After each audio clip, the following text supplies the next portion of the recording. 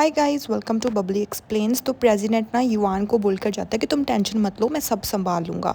फिर उसके बाद हमें दिखाया जाता है ही यू को, वो ना बाहर आ जाती है और जो उसके असिस्टेंट होती है ना वो उससे पूछते हैं कि क्या तुम वैसे ही बाहर चली आई क्या। वो बोलती है कि नहीं यार, अंदर कोई प्रॉब्लम हो गई थी।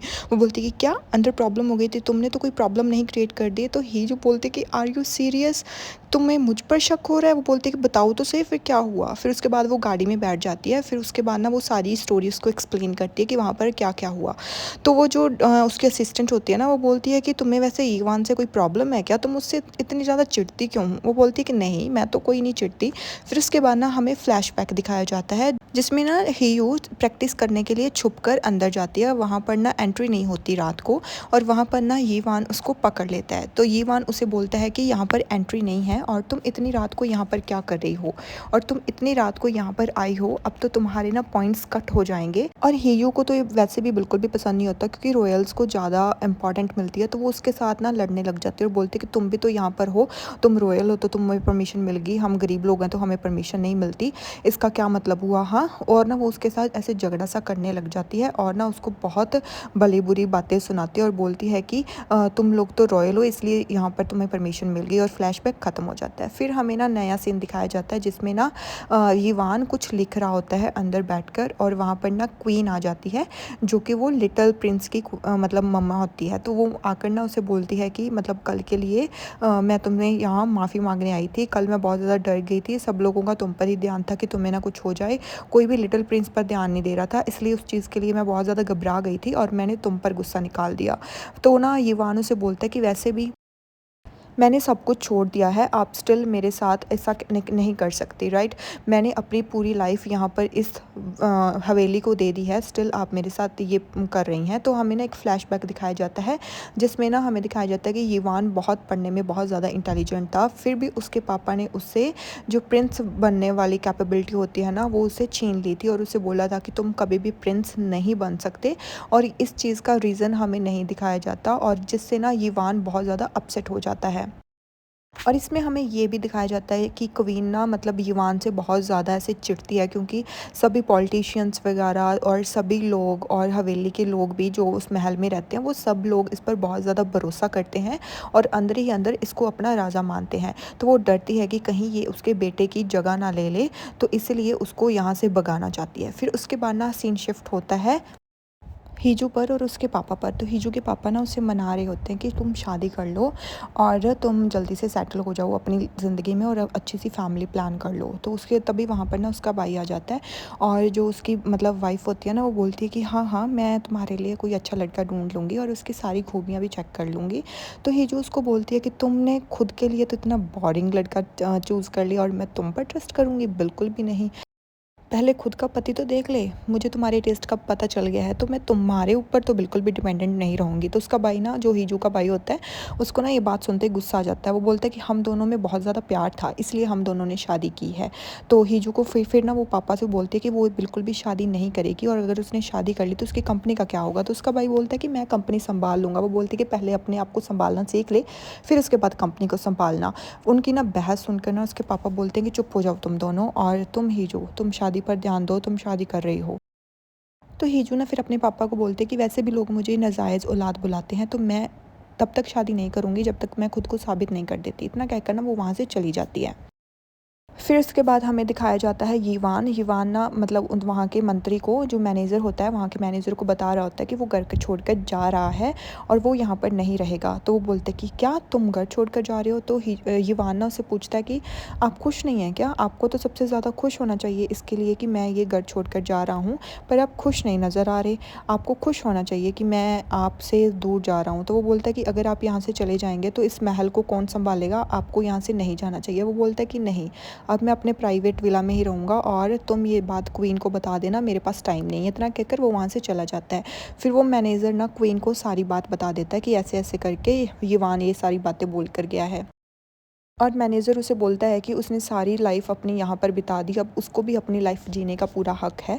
तो क्वीन अभी भी बहुत ज़्यादा ऐसे डर रही होती है, क्योंकि सब लोग उसी को मतलब राजा मानते हैं अंदर ही अंदर, और ये मंत्री भी उसको ही राजा मानता है, और वो उससे बहुत ज़्यादा जेलस फील करती है और उसको ये चाहिए कि उसका बेटा ही अगला राजा बने। फिर हमें दिखाई देता है कि हीजू ना मतलब कुछ लड़कों की फ़ोटोज़ देख रही होती है, और वो अपने ना मैनेजर से बात कर रही होती है, जो कि उसकी मैनेजर होती है, उसी ने ये लड़कों की फ़ोटोज़ भेजी होती हैं। तो वो मैनेजर उसे बोल रही होती है कि प्लीज़ आप इन्हीं में से किसी से बात तो करके देखो, क्या पता आपको कोई पसंद आ जाए। वो बोलती है कि सीरियसली मुझे इनमें से पसंद आ जाए, इसमें से कोई भी मेरा टेस्ट का आदमी है ही नहीं, तो मुझे कोई भी इसमें पसंद नहीं आएगा।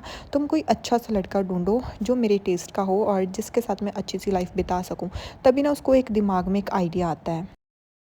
फिर उसके बाद ना एक सीन शिफ्ट हो जाता है, वो होता है यिवान और उसके मैनेजर पर। यिवान का मैनेजर ना उसे दिखा रहा होता है कि आप बहुत ज़्यादा पॉपुलर हो चुके हो और आपकी बहुत ज़्यादा लोग ऐसे मतलब बुराइयां कर रहे हैं कि आप उसके बर्थडे, लिटिल प्रिंस के बर्थडे पर ऐसे हॉन्टर वाली ड्रेसेस पहन कर आ गए हों, आपको ऐसा नहीं करना चाहिए था, ये देखो आपकी बातें हो रही हैं। तो उसको ना यिवान को कोई भी फ़र्क नहीं पड़ता है। तो सभी जगह पर ना सब लोग वही बातें कर रहे होते हैं। इवन दो हीजू की कंपनी के लोग भी वो चीज़ें देख कर ना मतलब बहुत ज़्यादा खुश होते हैं। कई लोग तो बहुत ज़्यादा ऐसे सोच रहे होते हैं कि वाओ ये हर ड्रेस में कितना हैंडसम लगता है, कितना हैंडसम है, और कई लोग उसकी बुराइयां कर रहे होते हैं। और यही चीज़ ना मतलब जो हीजू है ना वो भी देख रही होती है, और उसकी असिस्टेंट ये देख कर ना मतलब ऐसे शॉक हो जाती है कि ये क्या। वो बोलती है कि आप इसको क्या देख रहे हो। तो फिर ना वो उसकी तरफ देखती है कि आप कुछ प्लान कर रही हो क्या इसके खिलाफ। वो बोलती है कि कुछ ना कुछ तो मैं करने ही वाली हूँ। तो उसके असिस्टेंट बोलती है कि क्या प्लान कर रही हो, मुझे तो बताओ ना प्लीज़ क्या कर रही हो। तो वो बोलती है कि मैं ये सोच रही हूँ कि क्यों ना मैं इस आदमी से ही शादी कर लूँ, मेरी लाइफ तो सॉर्ट आउट हो जाएगी जब मैं इससे शादी कर लूँगी। तो उसकी मतलब जो असिस्टेंट है वो बोलते हैं क्या मजाक कर रही हो, आपको पता भी है वो कितना बड़े ख़ानदान से मतलब ताल्लुक़ रखता है, कि तो आप उससे शादी कैसे कर सकते हो। वो बोलते कि तुम देखती जाओ बस मैं करती क्या हूँ। और इतना कह कर ना वो ऐसे मतलब स्माइल सी करने लगती है। फिर उसके बाद सीन शिफ्ट होता है, सीन शिफ्ट होता है यिवान और जो उसका असिस्टेंट है उसके पास। तो उसका असिस्टेंट ना उसके पास आता है और बोलता है ना कि जो कॉस्मेटिक कंपनी की जो सीईओ है ना वो आपसे मिलना चाहती है, और वो चाहती है कि आप उससे मिले, और वो आपसे अपॉइंटमेंट मांग रही है। तो वो जो मतलब यिवान होता है ना वो मना कर देता है और बोलता है कि नहीं मेरे पास बिल्कुल भी टाइम नहीं है किसी के साथ भी मिलने का। तो उसके बाद उसका असिस्टेंट बोलता है कि नहीं नहीं वो बहुत सुंदर है, आपको उससे मिलना चाहिए, बहुत अच्छी लड़की है ये वो। पर वो फिर से मना कर देता है और बोलता है कि नहीं। तो जो उसकी मैनेजर है ना हीजू की, वो उसे आकर बताती है कि युवान ने आपसे मिलने के लिए मना कर दिया है, वो आपसे नहीं मिल रहा। तो ये बात सुनकर ना हीजू ऐसे हो जाती है कि क्या, और ये इन्फॉर्मेशन ना जो क्वीन है ना उसके पास भी पहुंच जाती है, और क्वीन बोलती है कि उस लड़की के बारे में मेरे पास पूरी डिटेल होनी चाहिए। फिर दूसरी बार हीजू फिर भी हार नहीं मानती है, वो फिर से उसको रिक्वेस्ट भेजती है कि वो उससे मिलना चाहती है, और उसका मैनेजर जो युवान का मैनेजर है वो उसे फिर आकर बता देता है, और जो युवान है वो फिर से मना कर देता है और बोलता है कि नहीं। फिर हीजू फिर से हार नहीं मानती है, वो फिर से रिक्वेस्ट भेजती है और फिर से उससे मिलने के लिए मतलब कहती है कि वो उससे मिलना चाहती है, और इस बार वो अपने नेम से मिलना चाहती है, पर वो फिर से मना कर देता है। तो हीजू ना से गुस्से में चिल्लाती है ज़ोर ज़ोर से, और उसकी सारी कंपनी वाले घबरा जाते हैं कि इसको क्या हो गया। फिर ना तभी हीजू को वो याद आता है कि जब उसने उसको जूनियर बुलाया था। तो वो ना जल्दी से लैपटॉप उठाती है, फिर रिक्वेस्ट फिर से डालती है और बोलती है कि युवान की जूनियर अपने सीनियर से मिलना चाहती है, और उसका ना असिस्टेंट, युवान का असिस्टेंट आकर फिर उसे बोलता है कि आपकी जूनियर ना आपसे मिलना चाहती है। तो वो बोलता है कि अगर मेरी जूनियर मुझसे मिलना चाहती है तो सीनियर कैसे मना कर सकता है, हाँ बोल दो। और उसकी रिक्वेस्ट एक्सेप्ट कर ली जाती है और उसको टाइम बता दिया जाता है, जिससे ना हीजू बहुत ज़्यादा एक्साइटेड हो जाती है।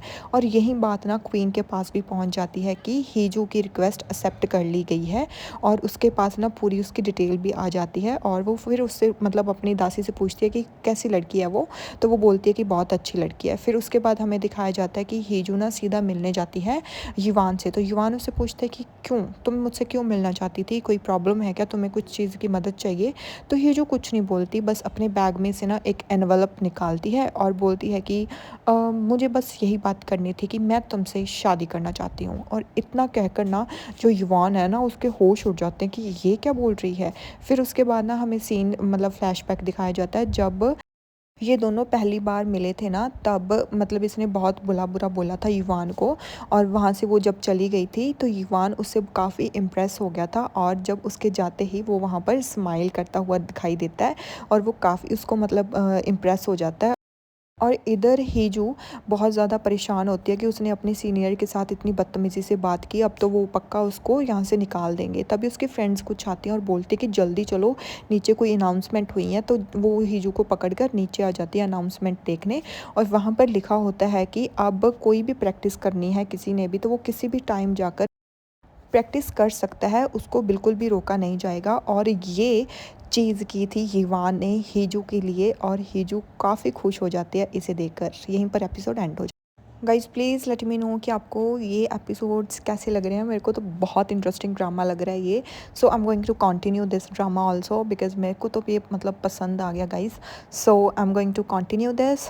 सो प्लीज़ आप इस पर भी थोड़ा सा प्यार दिखाना, इसको देखना, और आपको भी पक्का अच्छा लगने लगेगा ये ड्रामा भी। तो तब तक के लिए बाय बाय। नेक्स्ट एपिसोड में कल अपलोड कर दूँगी। Okay bye bye.